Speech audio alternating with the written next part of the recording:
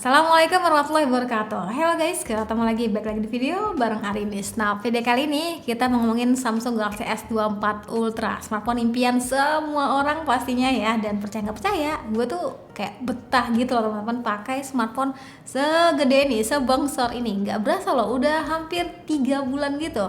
Banyak cerita manis dan ada juga beberapa yang kurang pas. So langsung ditonton videonya sampai akhir. Sebenarnya gue tuh udah cukup puas ya sama si mungil Galaxy S24, tapi karena ada rasa penasaran sama S24 Ultra ini, terutama keduanya ini ada perbedaan ya, khususnya di CPU dan juga kameranya. Jadi yang satu tuh pakainya Exynos 2400 dan yang si S24 Ultra ini pakai Snapdragon 8 Gen 3. Jadilah hati kecil ini kayak penasaran kira-kira secara karakter hasil fotonya tuh perbedaannya bakal signifikan nggak ya.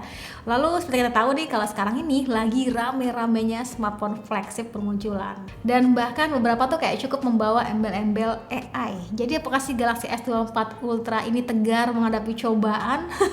Ini dia pemakaian gue selama 3 bulan. Varian warna yang gue pegang ini tuh online eksklusif ya teman-teman. Jadi warna orange dengan frame titaniumnya. Warna cukup kalem, finishingnya matte, dan sebenarnya bukan warna favorit gue ya teman-teman, tapi ya biar beda aja gitu daripada generasi sebelum-sebelumnya. Ngomong-ngomong pilihan warna itu banyak banget, kalian naksir yang mana coba? Ayo tulis di kolom komentar.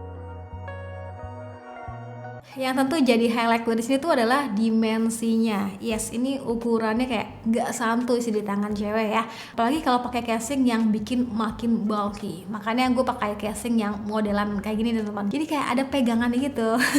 Ngomong-ngomong soal casing, pilihan official casing dari Samsung ini warnanya lebih ke kalem gitu ya. Beda banget lah sama di S24 ataupun di A35 yang unyu-unyu gemes gimana gitu.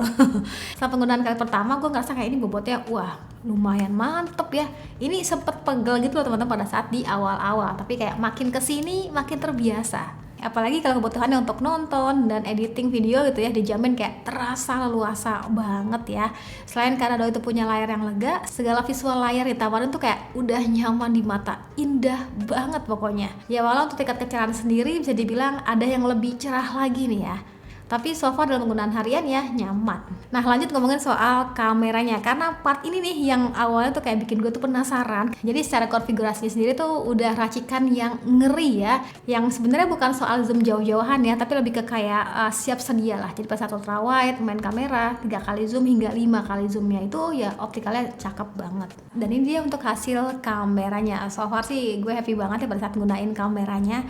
Kayak setiap momen penting tuh selalu gue abadiin pakai si S24 Ultra ini. Foto dengan kamera utamanya auto cakep ya, terasa detail, tajam, saturasi warnanya juga kayak sekarang tuh lebih ke kalem, lebih ke natural gitu sih teman-teman kalau gue perhatiin ya. Dan hampir siap di segala kondisi, sekalipun di kondisi yang ekstrim.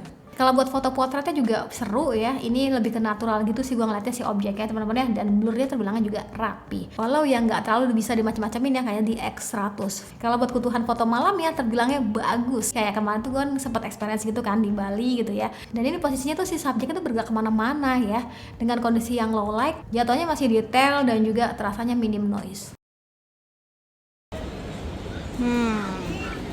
Coba kita zoom jauh ya. Oh set 10.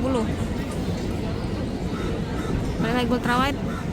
Nah, sambil jalan-jalan, mana ya? Oke, coba kita pindah kamera depan ya, sekalian vlogging. Oke, kalau ini contoh perekaman kamera depannya, jadi bisa pindah-pindah secara langsung kamera depan, kamera belakang secara sekaligus. Ini settingan di 4K ya teman-teman. Jadi kalau sambil kebutuhannya kayak vlogging bakal kayak gini. Coba kita move lagi ke kamera belakangnya. Oke, ini ngomong-ngomong masih di ultra wide. Ultra wide. Manis banget warnanya. Coba kita zoom. 4, 5, 7, 20. Cuman emang concern gue tuh hingga sekarang dia kalau zoom ini tuh kayak agak pindah lensa tuh suka berasa teknya gitu.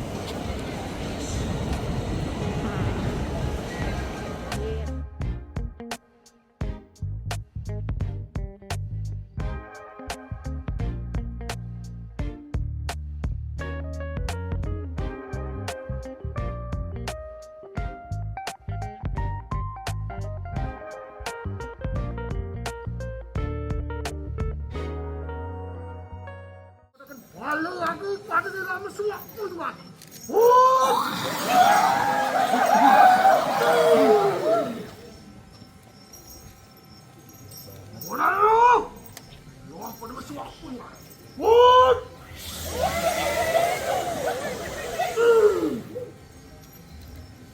Kalau makin lihat tuh siro anakku kata beda dilo seperti.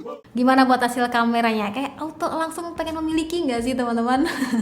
Terus kita lanjut untuk bagian si performa sendiri, nggak usah diragukan lagi ya. Doi pakai Snapdragon 8 Gen 3. Kemarin kan gue ikut PO gitu kan, beli yang RAM 12GB plus ROM-nya 512GB. Jadi sekarang tuh dapetnya yang 1 tera. Karena kan biasa ya kalau ada awal-awal tuh kayak ada benefit upgrade storage gitu kan. Dan ngomongin soal harga, sekarang tuh kayak harganya lebih makin menarik. Coba deh buat teman-teman yang mau beli S24 Ultra tapi kayak belum terlaksana, coba cek harganya sekarang, kayak lebih hemat gitu. Dengan harga segitu ya tentunya kalau ngomong soal performa udah dahsyat ya teman-teman. So far multitasking terasa lancar dan baterai sendiri termasuk yang awet ya. Kalau buat ngecasan sendiri, Doi dikasih pengecasan 45 watt dan sebenarnya udah cukup kencang, walau ya gue sih berharapnya bisa lebih ngebut lagi ke depannya. By the way, yang bikin beda smartphone ini sama smartphone lainnya itu adalah fitur daripada Galaxy AI-nya. Emang sih sekarang tuh beberapa brand kayak udah mulai nyinggung soal fitur AI di smartphone-nya, tapi ya itu AI-nya sejauh mana dan juga bisa apa aja itu perlu kita pahami sih ya.